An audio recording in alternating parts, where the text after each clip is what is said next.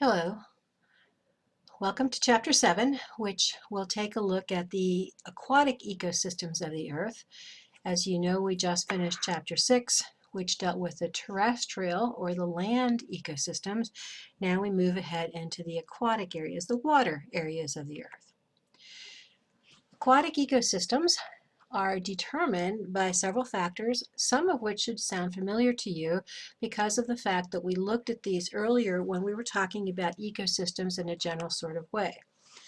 The one factor that is very different and that was not included in the earlier discussion was the factor of salinity. We believe we've used this term before. Salinity, of course, refers to the amount of dissolved salts that any body of water contains. And the amount of salt in the water actually determines what can live there. A number of years back, when I was in my high school science career, I actually did an investigation, a 2-year investigation on this, and it kind of does, it sort of did prove that, if you put too much salt or too little salt in a particular set of water, the organisms that are in there are possibly ones that will not continue to be in there. So if you're looking for something to do for a science project or an investigation, you could certainly follow along those lines. It's something that's easy to control in your lab, but at the same time that you're doing that, you can also take a look at the different organisms that result because of the controls that you enforce. So think about salinity, think about how you could change salinity, how much salt or how little salt that is in there, and imagine what it would do to some of the creatures that live in those particular ecosystems. We already talked about the fact that we need light, and you probably know that in terms of water, water is at different depths, so the amount of light is going to be different in different parts of the same body of water. Nutrients will also vary. We mentioned nutrients in ecosystems in general. Those are the foods that are available. Oxygen. Now, if we're talking about the animals that exist in the ecosystem, of course, the level of oxygen is very critical to determining what it lives there. And then temperature. Now, unlike the terrestrial ecosystems, temperature doesn't seem to have as much effect on what lives in an aquatic ecosystem as it did on the land. So it still is a factor, certainly something to be considered, but it doesn't have as much of an impact as it did when we're talking about land or terrestrial ecosystems. First, we're going to look in the aquatic ecosystem structure, we're going to look at the freshwater ecosystems. Okay, freshwater would be water that does not have much salt to it. Essentially, there are 3 types of aquatic organisms, and they're grouped as follows. The first group would be the plankton, the drifting organisms, the types of things that you might see along the surface of a fresh body of water. Nekton are free swimming. Notice the difference there. The plankton drift, okay, whereas the nekton swim. And examples of nekton would be things like turtles, fish, whales. Along the bottom of most freshwater ecosystems, you will have a separate group of organisms, and those are the benthos. So at the very bottom, the bottom dwelling organisms, we call these the benthos as a group. And those consist of organisms such as worms or barnacles or mussels. Mussels is another name for what you might think of as a clam. And again, if you've ever gone out into a bay, perhaps you've gone clamming or crabbing along Delaware Bay, Rehoboth Bay, you might actually be aware of this because you can walk in the shallow water of the bay. Even though it's shallow, at the very, very bottom, you can find and feel some of these organisms as they live in the sands or the very low levels of water that exist there. So 3 types of aquatic organisms in freshwater. You can hear these names again and again: plankton, nekton, and benthos. In lakes and ponds, we divide up those areas into sections based on some things dealing with light, temperature, nutrients, some of the other issues that we discussed with aquatic ecosystems in general. And the groupings that we come up with would be the first zone, which is right near the shore, right near the edge of the water, and that's the littoral zone. The limnetic zone is that where you will have open water, but you're not near the shore, not near the land on the edge. It's still considered to be sunlit, so even though it may not be shallow, we're looking at the top layer of water there. Profundal is water that's too deep for sunlight to penetrate. This, of course, has to be a kind of a large body of fresh water because if it's not deep, then sunlight possibly can get through to all the layers. Most people that have ponds or small freshwater bodies in their yards have nothing that goes to the profundal level. And of course, we know what's going to happen from our earlier work. If the water is too deep for sunlight to penetrate, then that will affect the plant growth in that area, which of course will eventually affect the other organisms that live there. And then here you hear this word again, benthic means bottom. So if we're talking about a zone or an area in a freshwater ecosystem, such as a lake or a pond, the bottom zone is called the benthic zone. Remember, we talked in the last slide about the benthos, which were the bottom dwelling organisms. So right by the shore, then still getting sun, but out maybe and away from the shore, profundal, very deep. Something's profound, by the way, has the same Latin base there. Something's profound, it's very deep, so you might kind of make a connection between those two words to help you remember that. But profundal is water too deep for sunlight to penetrate, and benthic, the very lake bottom itself. Still talking about the areas of the lakes and ponds. The first, if we go back to the terms, would be the littoral zone. And in that section, if you look at a picture of a pond, you'll see things like pond lilies, cattails, reeds living there. In the limnetic, remember, we're still in the sun, but away from the shore, we would have organisms such as phytoplankton. When we get to the profundal layers, we're going to have in the very deep there bacteria, other decomposers that don't need the sunlight. So the bacteria decomposers are eating other things that were once alive. The other effect of not having sunlight besides the food issue is also the fact that the water is a little bit cooler. And we said temperature doesn't have as great of an effect on some organisms living in water, but it does have some. So fish have to be adapted to cooler water if they're going to live in the depths of some ecosystems, the freshwater ecosystem. And then finally in the benthic zone you have decomposers, you might have larvae of insects, things like clams, similar to what we said, the benthos from the other slide. Okay, so those are the same four terms you had on the slide immediately previous to this. This is just an extension of what might live in each of those particular zones.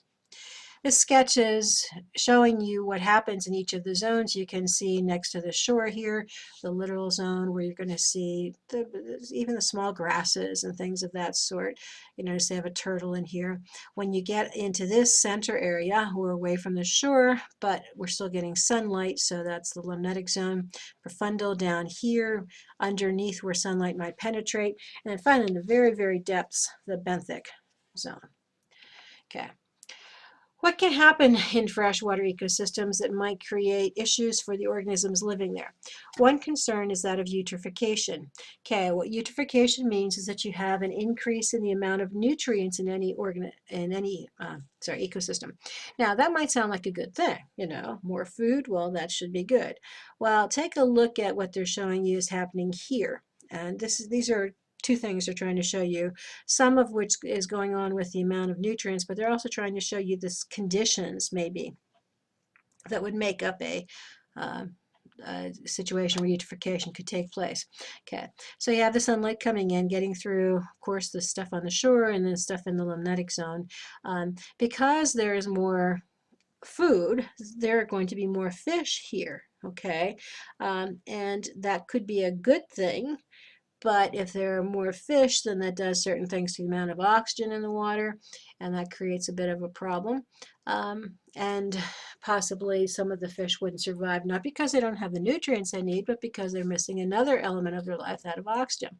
Showing you some of the conditions here, you see there's a wide littoral zone. You see how it is underwater for some time before it just suddenly drops down here into the deep part of this pond or whatever they're showing you, this lake, I guess. And it's also showing you there's a lot of vegetation on the edges of the shore. That can create a lot of organisms living in this area, which means that perhaps there's an overabundance of waste products or dead organisms that descend into the water. You can see also that this condition here, because of even the width of this particular lake, means that more sunlight's getting in. So all these conditions contribute to what looks like a good situation, but could in fact eventually be something that kills out the lake. Okay, still continuing with freshwater ecosystems, we're looking at a different type of freshwater ecosystem other than lakes or ponds. We're looking at what, excuse me, we're looking at what would be called the wetlands. And wetlands are defined in the fact that they're covered with water for part of the year. So you might think of these as marshes or bogs or that kind of situation. But it's not just the puddle, the mud that sits in a yard and then dries up. It's actually part of the earth that's covered with fresh water for a good part of the year. I'm not sure that you consider, well, you would consider things like the Florida Everglades to be wetlands. If you go up, I was fortunate enough a few years ago to be able to do some hiking around some of the subarctic wetlands.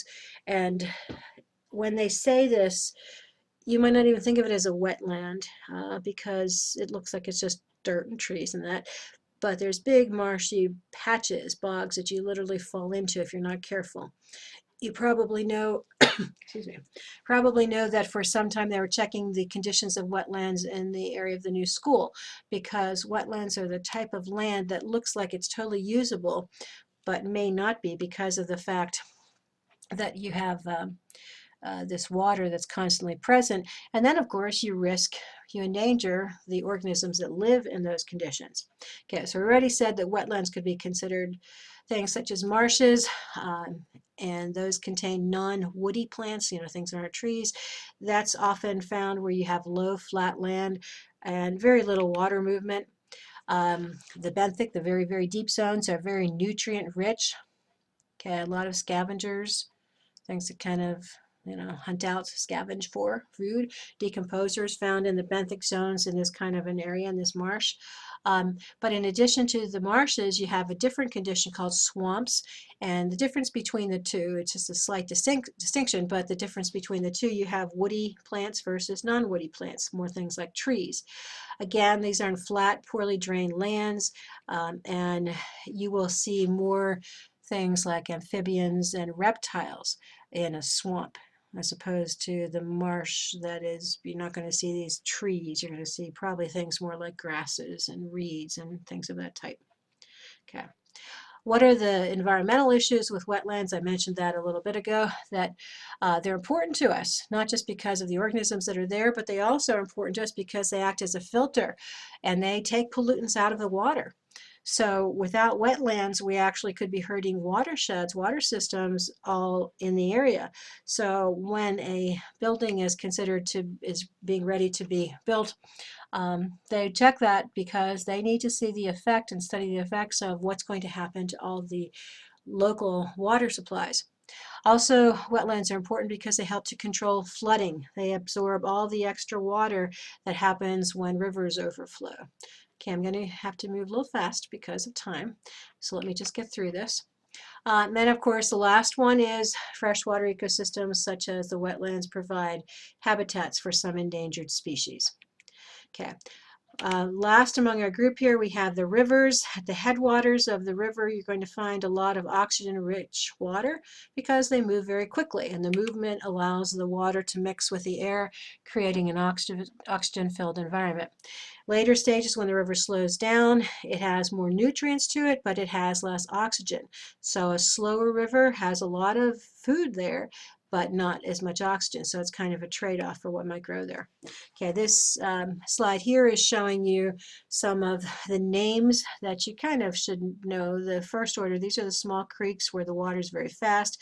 You can see what happens is that the tributaries here all get thicker, and they're just categorized from first through fifth order, depending on how slow moving they are, how little or much oxygen they have, how little or how much food that they have. And then lastly, just to talk about I'm going to put this up here and then you can just copy this down because I'm going to run out of time to talk in about 10 seconds. So let me just put this on here, and why don't you just take notes on that. Oops, sorry about that. Take notes on that, and I'll finish up until, well, I won't finish up because I'm out of time. Okay, so get this copy down and we'll come back to this later. Thanks, bye.